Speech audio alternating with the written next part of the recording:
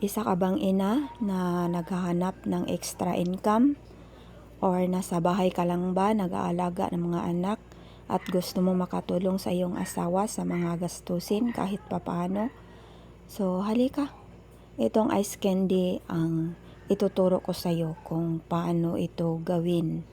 So mango flavor ang gawin natin ngayon. So ito siya. Kahit maliit lang ang puhunan, may kikitain naman konting less hassle pa kasi nasa bahay ka lang. Then, ito ang mga ingredients natin. Itong ingredients na to, makakagawa at ako nito ng 160 to 170 pieces. So, ito siya. Isang cream, all-purpose cream, and dalawang evaporada, 1 kilong kondensada, kahit anong brand ito ha, and then 200 pieces na 2x10 na cellophane, 1 kilong brown sugar, 1 kilong white sugar, and then 1/2 kilo na cassava starch. So i-mix natin yung cassava starch natin sa 2 tasang tubig. So ang tubig natin is ano lang, yung sa gripo na tubig ang gagamitin natin.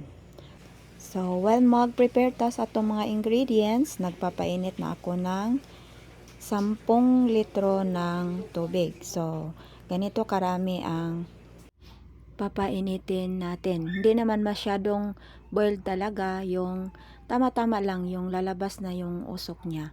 Pwede na nating ihalo ang ating cassava starch.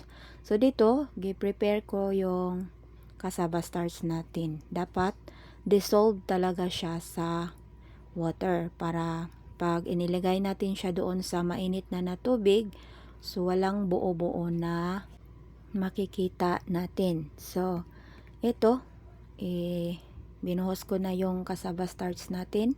1/2 kilo ito sa i-mix ko ito sa 2 tasang tubig.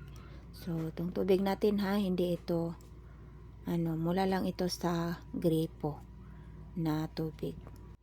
Pasensya na at nahihirapan ako sa pagtatagalog kasi vernacular yung nakasanayan ko. But, pipilitin ko na magtatagalog para maintindihan din ng mga ibang viewers ko. Nais ko lang na makatulong sa lahat ng mga mama na gusto na kumita kahit nasa bahay lang.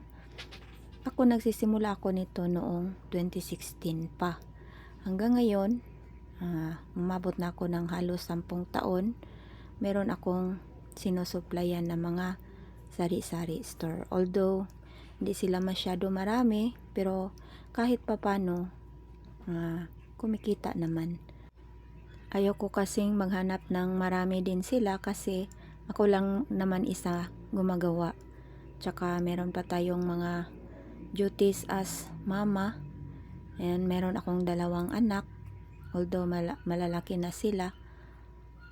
Pero gusto ko din ng extra income. Yung hindi ka nahihingi sa asawa mo ng pansarili mong gamit.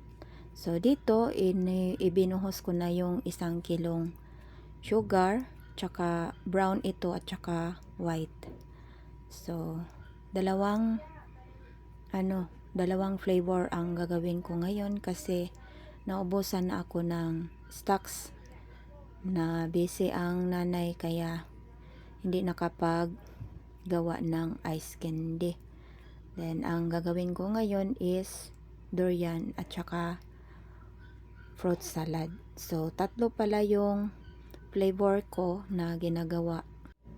Mango, durian, tsaka fruit salad. Yan lang paulit-ulit na ginagawa ko. Kasi yan lang naman ang hinahanap ng mga suki ko. And then, naglagay din ako ng kunting salt para balance sa taste. Yan. So, wag gramihan kasi baka aalat yung ice candy natin. So, tamang-tama lang. Pangpa-mix lang ng taste. And then, wag masyadong yung kumukulo na yung water kasi ma-overcook yung cassava natin. So, umuusok naman siya, kaya need na natin yan ibuhos ang ating cassava starch. So, dahan lang sa pagbuhos, and then sa pagbuhos naman, kailangan constantly na ang paghahalo. So, kaya pinainit ko muna ang tubig kasi pag nilagay natin yan cornstarch na hindi pa mainit ang tubig, ay nako, mangangawit yung kamay mo sa kakahalo kasi didikit yan dyan sa may natin, sa may kaldero natin. So dyan ibinuhos ko na ang ating cassava starch, and then constantly na maghahalo tayo nito. So nakakangawit, ngunit basta't mahal mo ang ginagawa mo, hindi ka talaga maka-feel ng pagod. Kasi pag maubos ang stocks, sulit din naman ang lahat ng pagod mo. So sa buhay ngayon, sipag-sipag lang, tsaka kunting tiyaga sa araw-araw.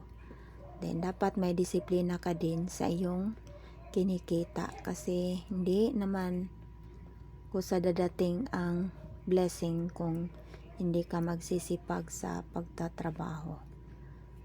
Then halo-halo. Dito tayo sa paghahalo. Medyo mangangawit ang kamay natin. So sa banda dyan, ilalagay ko na ang 2 evap. So dapat luto na yung ating cassava starch. So ganyan ang texture dapat ng ating cassava starch. So inilagay ko na ang 2 latang evaporada. So itong sa akin is nakasanayan ko na Jersey yung brand na inihahalo ko. Minsan pag walang stock si Jersey, gagamitin ako ng Angel or Cowbell. So tested ko na ang mga brand na yan. So iba-iba talaga ang lasa ng mga evaporada.